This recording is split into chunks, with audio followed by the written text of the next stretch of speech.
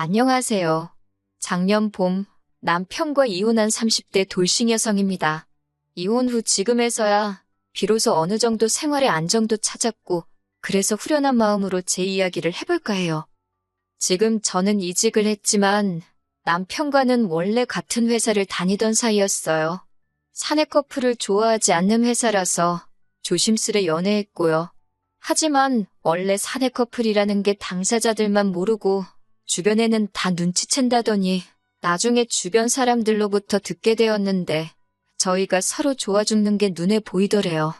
그런데 하도 숨기려고 노력하는 게 가상해 다 같이 모른 척 눈 감아줬다고 하더라고요. 저보다 2살 어린 남편과는 처음부터 결혼을 생각하며 만난 건 아니었습니다. 하지만 시간이 지날수록 남편이 적극적으로 마음을 표현해왔고 결국 사귄 지 2년 만에 부부의 영까지 맺게 되었지요. 처음 시댁에 인사를 드리러 갔던 날 어머님께서는 영 탐탁치 않은 표정을 거두지 못하셨습니다. 처음에는 제가 남편보다 나이가 많아서 그런가 싶어 저도 마음이 편치 않더라고요. 하지만 이내 그 이유를 알게 되었는데 그건 바로 남편의 형 때문이었습니다. 남편에게 형이 있다는 건 알고 있었지만 이후로 형에 대해서 들은 이야기가 딱히 없었기 때문에 저와 남편의 결혼에 있어 그 형이 문제가 될 거라곤 생각지도 못했네요. 남편과 형, 그러니까 저에겐 아주버님이지요. 2사람의 사이는 좋은 편은 아닙니다. 정확히 표현하자면 남편은 어려서부터 아주버님이 무서웠다고 하더라고요. 아주버님은 남편보다 6살이 많았지만 특별한 직업 없이 어머님 아버님과 함께 살며 생활하고 있었습니다. 솔직히 그런 아주버님을 보고 있자면 남편이 왜 아주버님을 두려워하는지 도통 이해할 수가 없었습니다만 남편 표현을 빌리자면 유년 시절부터 이어져 온 거라나요. 게다가 왜 그런 집들 있잖아요. 무조건 첫째가 제일이고 첫째가 잘 돼야 한다는 저희 어머님 아버님이 딱 그런 분들이세요. 물론 시댁에 인사를 드리러 갔을 때만 하더라도 솔직히 시부모님이 아주버님을 안쓰러워하는구나 싶었지 심각한 첫째 바라기이신 줄은 눈치채지 못했습니다. 제가 부모라도 40을 바라보는 아들이 장가는커녕 여자도 없다 하니 답답하겠다. 단순히 그 정도로만 생각했었거든요.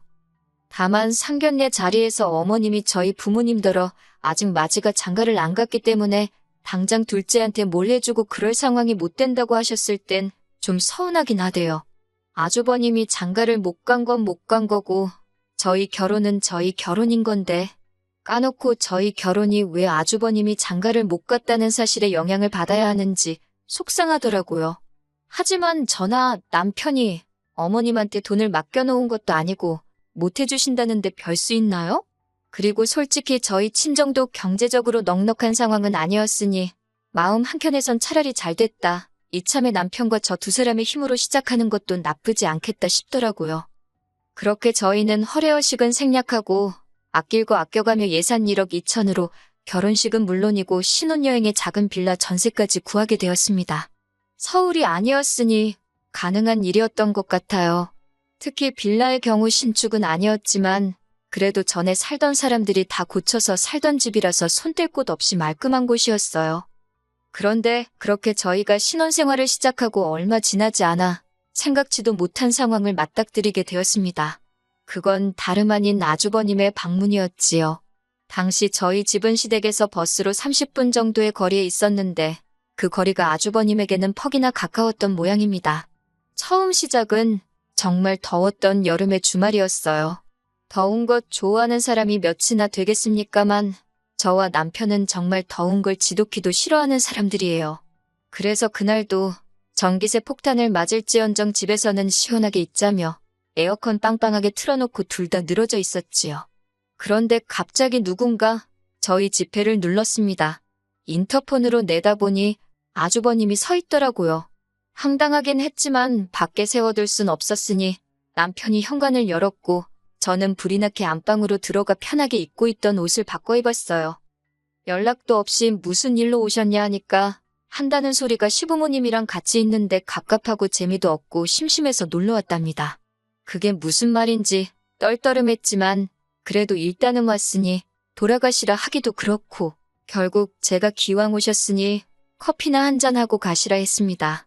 그런데 아주버님이 자기 마음대로 저희 집 부엌으로 향하더니 냉장고를 열어놓고서는 수박 있네, 수박이나 갈아줘, 그러는 거예요. 반말로 찍찍 말하는 뻔세하며 왜 이래라 저래란가 싶어 그냥 주는 거나 쳐드세요, 그러고 싶대요. 하지만 당연히 그렇게 말은 못했고 수박에 물 잔뜩 타서 갈아줬습니다. 그랬더니 좋다고 마시고는 앞으로도 심심하면 오겠다는 무서운 소리를 하더라고요. 그리고 그날 결국 아주버님은 저희 집에서 저녁은 물론이고 영화까지 본 뒤 10시도 넘어서 집에 갔습니다. 그쯤 되니까 자고 간다 소리 안 하는 게 고맙더라니까요. 그리고 이후로도 아주버님은 일주일에 한 번꼴로 저희 집에 찾아오기 시작했습니다. 그런 일이 대략 대여섯 번 반복됐을 때는 진짜 너무 화가 나더라고요. 그래서 이 정도면 알아들어라 하는 심정으로 주말에 약속이 있으니 오지 마시라 했어요. 그랬더니 한다는 소리가 자기 혼자 있어도 된다대요. 매일같이 어머님 아버님이랑 붙어 있으려니 자기도 혼자만의 시간이 필요해서 그런다며 마침 잘 됐다나요? 듣다 보니 진짜 어이가 없어서 그러면 어디 호텔 같은 데 가시라고 왜 자꾸 저희 집으로 오시냐 하니까 호텔은 사람 사는 집 같지가 않답니다. 결국 참다 못한 제가 남편더러 뭐라고 말 좀 해보라니까? 형인데 자기가 무슨 소리를 하냐고 그래요. 무서워서 말 못하겠다는 남편을 계속 몰아붙일 수도 없고 결국 제가 어머님 아버님께 아주버님 좀 저희 집에 못 오게 해달라고 말씀드렸습니다. 저희 아직 신혼인데 요 근래 계속해서 아주버님하고 같이 주말을 보내고 있는 것 같다고 너무 불편하다고요.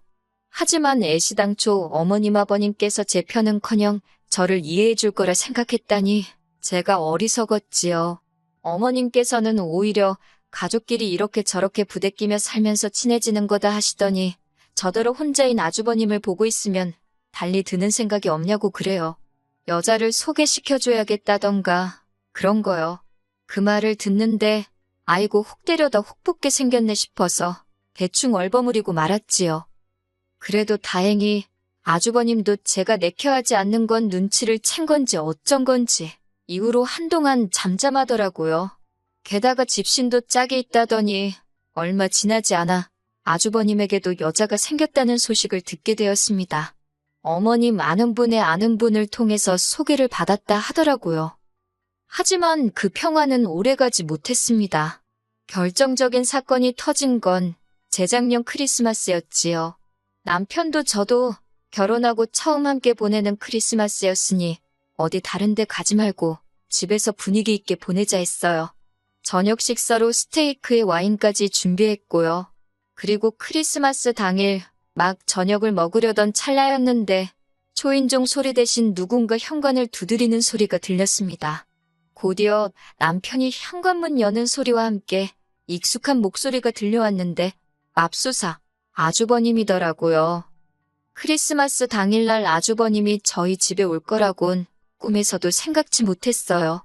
게다가 그 옆에는 아주버님의 여자친구인지 처음 보는 여자도 서 있었는데 저를 힐끗 보고는 아는 채도 안 하대요. 이게 무슨 상황인가 어원이 벙벙한데 아주버님은 아무렇지도 않다는 듯이 밖이 너무 춥기도 하고 식당도 예약을 안 했더니 여자친구랑 갈 데가 마땅치 않아서 왔다며 좀 쉬었다 가겠답니다. 그래놓고서는 저희가 차려놓은 식사를 보더니 맛있겠다며 같이 먹어도 되냐고 그러는데 정말이지 거지냐는 소리가 목구멍까지 올라왔네요. 간신히 그 말을 삼키며 죄송하지만 지금 저희 먹을 것밖에 없다 했어요. 그랬더니 이번엔 그 여자친구라는 사람이 이건 뭐 혼잣말도 아니고 들으라는 건지 원래 윗사람한테 먼저 드시라고 권하는 게 예의 아닌가 그러는 거예요. 황당해서 제가 뭐라 그랬냐고 되물으니 못 들었으면 됐어요 하고 또 빳빳하게 고개를 세우고 있는데 뭐 저런 게 다 있나 싶대요? 지금 생각해보면 그때 그냥 무시하고 넘어갈 걸 그랬나 싶기도 한데 솔직히 당시에는 상황 자체가 너무 짜증나서 이성을 되찾기가 어렵더라고요. 그래서 저도 모르게 둘 다 경우가 너무 없네라고 그 여자가 한 것처럼 혼잣말 치곤 크게 중얼거렸습니다. 그랬더니 이번엔 그 여자가 대번에 지금 뭐라고 한 거냐고 해서 들은 거 아니냐고 받아쳤어요. 지금 이거 너무 똥매너 아니냐고요. 그랬더니 그 여자가 저더러 듣던 대로 싸가지가 없다면서 윗사람 분간도 못하냐고 그래요. 그래서 아주버님이야 그렇다 치더라도 그쪽이 왜 내 윗사람이냐니까 이번엔 아주버님까지 나서서는 자기랑 결혼할 여자니까 당연히 저한테 윗사람이랍니다. 그러면서 남편더런 이 마누라 교육 좀 잘 시켜라 그러고 나가는 거 아니겠어요? 몇 초간 얼이 빠졌던 제가 남편더러 당신은 어떻게 말 한마디도 못하고 그러고 있냐고 소리를 질렀습니다. 그랬더니 남편이란 작자가 하는 말이 그럼 뭐 아주버님 여자친구까지 보고 있는데 자기가 아주버님한테 대들기라도 했어야 되는 거냐고 그래요. 그거야말로 집안 망신 아니냐면서. 그리고 그날 일은 거기서 끝이 아니었습니다. 한 두어 시간 지났을까 분을 못 사귀고 씩씩거리고 있는데 이번엔 어머님이 전화를 해오셔서는 저더러 큰애한테 대들었냐입니다. 큰애라니 누구 말씀하시는 거냐 하니까 아주버님하고 만나는 애가 큰애지 누구겠냐며 걔가 어차피 제 형님 되는 건 시간 문제라나요. 그러면서 새 식구 될 사람인데 말 좀 잘 듣고 하지 왜 벌써부터 찍혀서 집안 시끄럽게 하냐고 그럽니다. 걔가 집안 기강이 다 무너진 것 같다며 혀를 차더라고. 당신이 너무 부끄러웠다나요? 하루도 아니고 몇 시간 만에 아주버님한테 욕먹어 형님도 아닌 거한테 한 소리 들어 남편이란 작자는 입에 본드칠을 했나 지 할 말도 못해. 급기야 어머님까지 나서서는 아직 며느리도 아닌 여자 편을 들지를 않나? 내가 무슨 좋은 꼴을 보겠다고 여기 있나 싶은 회의감이 정말 물밀듯이 밀려오더군요. 그런데 남편이란 작자가 한참 만에 한다는 소리가 내일이라도 아주버님한테 전화해서 12월 31일에 같이 식사라도 하며 보내자고 여자친구분하고 같이 오시라고 정식으로 초대를 하랍니다. 그리고 오늘 일에 대해서 미안하다고 사과를 하래요. 그러면 그쪽에서도 이번 한 번은 그냥 넘어가 주지 않겠냐고요. 그 말을 듣고 나니 정신이 번쩍 들었습니다. 이번에 그냥 어물쩍 넘어가면 앞으로도 내가 아주버님이고 뭐고 그쪽에 끌려다니는 건 시간 문제겠구나 싶은 그래서 남편더러 그렇게 굽신거려서 잘 지내고 그러고 싶으면 너나 해라 그랬어요. 내가 미쳤다고 그 비위를 맞추면서까지 너랑 사냐고 됐다고요.